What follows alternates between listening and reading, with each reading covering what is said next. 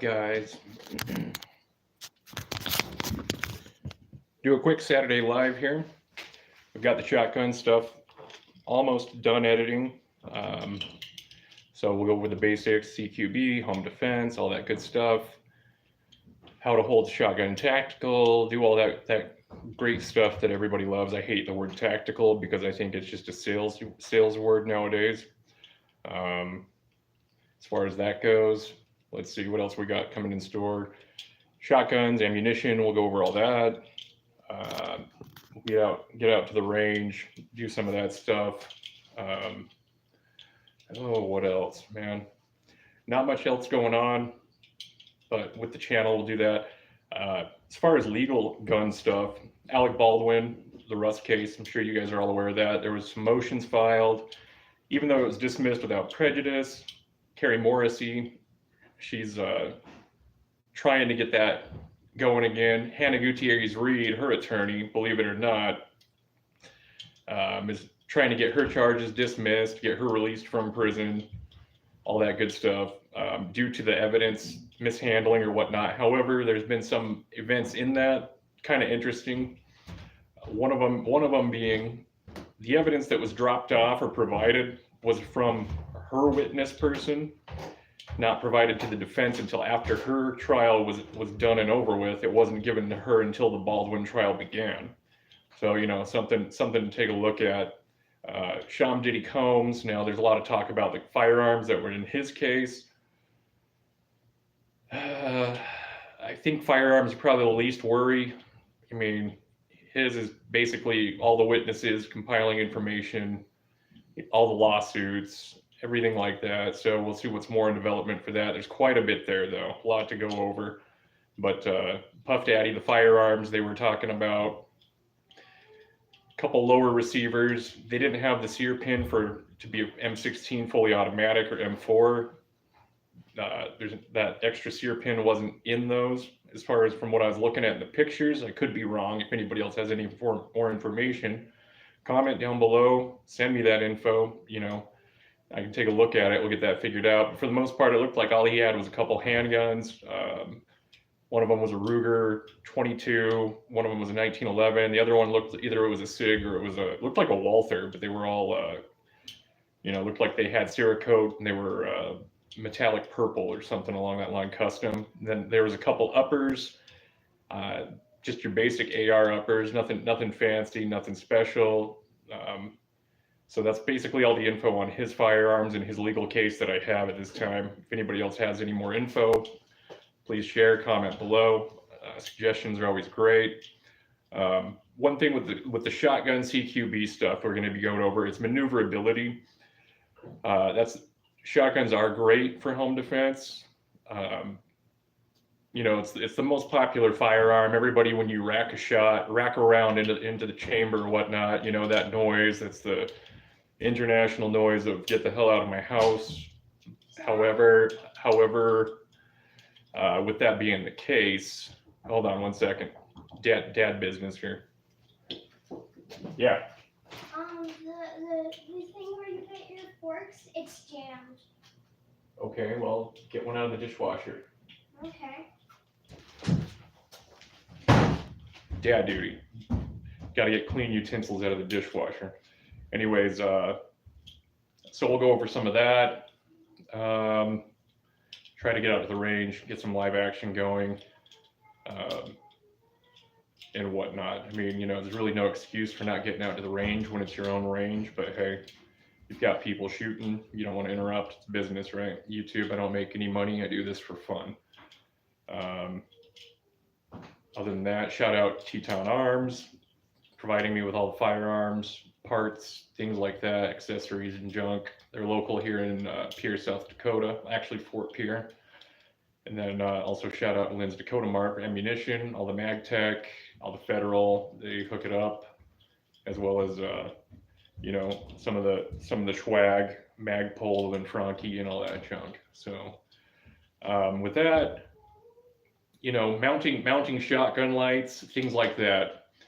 That's all preference. You know, we'll go over that and some of the stuff that content I'll be putting out for you guys. the whole blinding effect thing, you know, I've never used that before in clearing rooms or anything like that. You know, it's a tactic that's good, but at the same time, it's a quick move tactic, and it's also a risk tactic. Um, but we'll cover into some of that stuff, myth bust it, do a little bit of that. But as far as shotguns go, debunking some things, for instance, shotguns, you can shoot slugs. They're effective about 50 yards, you know, on your typical spot slug, tactical slugs, whatever. You've got knockout punch ones, which, you know, they do some pretty good damage. I mean, I'm sure you guys have seen some of the stuff I did during Shotgun Month, but we'll go over some of that too. Buckshot's great. Buckshot, the reason I like it, I mean, close range, your pattern is still going to be about here. You hit somebody center mass, you're turning them into jello. So, you know, bird shot will even at that close of a range is going to do some pretty damage. You're going to disable somebody down. Now, as far as firearms go, knowing the laws in your area, self-defense, all that type of stuff. There's all sorts of insurance out there you can actually purchase for paying for attorneys if somebody breaks into your house. You know, but for the most part, it's like I said, the best defense for home defense is not flashing your stuff, showing off things. The majority of people that are going to rob you are people that know you, people that know what you have. Now, when I say people that know you, they might not necessarily be somebody like up close to you, but they might be somebody around your neighborhood. Crime has no exact home. Desperate times, people do desperate things. You never know. I mean, these are some of the things to think about and consider. It happens. You know, just recently before moved into this house, we had a storage unit. Now my storage unit, it had furniture in it. It had, you know, like some of my clothes, like summertime clothes and stuff like that were in it that I don't wear that often. I don't wear shorts. Most of you guys have probably noticed that. I do a little bit here and there. But, you know, they steal stuff, and, you know, it sucks. But it was all shit that it's like somebody were to steal it, it's not worth any money. It was more like things you collect over a year, like in one of my old houses and some of my older videos, if you guys ever see, back when I was living in Minnesota, right on the border with Fargo or whatever, I had like those metal signs going across like my man cave that had like Glock, they had, you know, Ruger, Smith & Wesson, all that, you know, not worth a whole lot of money. They're cool, but I mean, it was just stuff I got at gun shows, decorations and stuff like that or whatever. You know, stuff like that got stolen. The funniest thing that got stolen, though, out of everything that was robbed was, if you guys know Disneyland, Disney World, there was Brer Rabbit, Brer Fox, Splash Mountain, Song of the South, which is, you'll never see that show on TV just because of how politically incorrect it is. I had the plushies collected for like that whole ride. Like that was my favorite ride as a kid. You know, I had these things that I'd kept for a long time, the original books, all that stuff. And it got stolen, and I'm just thinking in my head, what the hell is somebody going to do with this stuff? I mean, especially out here in South Dakota. I mean, you're going to steal stuffed animals. I mean, they took that, and I just think, man, that's just ridiculous. They took some Halloween decorations. I mean, like, it's nothing worth going to jail over. It's not like stealing a TV or guns or anything like that. They did steal a BB gun, which, you know, my original Red Ryder from when I was a kid, which I'm a little pissed about, but that's because of the sentimental behind it. But it happens. It is what it is. I guess, I don't know, storage units, it's not like you can really guard them. It sucks, but you can guard your home. Leaving your garage open, you know, depending where you live, or, you know, people seeing you hauling expensive stuff, I don't know, furniture or whatever. I mean, these are just the types of things. It's like I mentioned with home defense earlier too. You go on vacations, and I'm totally guilty of this one too.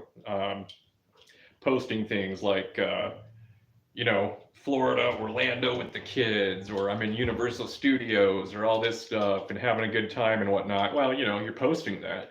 You're also posting though, people knowing that you're not home, your stuff's not guarded, your stuff's not being protected. It's easy to go break in. Another thing with somebody that knows you that might break in, if you live in an apartment building or something like that, doors are not hard to break into. You can blow a lock with match heads. I mean, it's simple stuff like that. But you got somebody breaking in. Well, if somebody in the building sees who they are, you can just be like, "Oh, I'm just feeding their cats or feeding their dog or whatever while they're gone." I don't know. It's simple stuff like that. It's just kind of easy to overlook, but something to think about. It's also like I said with cars, people that have like Second Amendment or Smith and Wesson or like all this shit all over their cars posted. Well, more than likely they probably have firearms in the car. Makes you a target. It's just kind of the way it is. It's how it goes. It's easy. If I'm gonna break into a car and commit some felonies and whatnot, man, I'm gonna make sure it's worth it. Well, somebody's got guns. That's actually something worth stealing. You've got fancy cars that are fun to joyride. Problem is they have GPS, they have all this type of stuff nowadays. So stealing cars is kind of out of the question.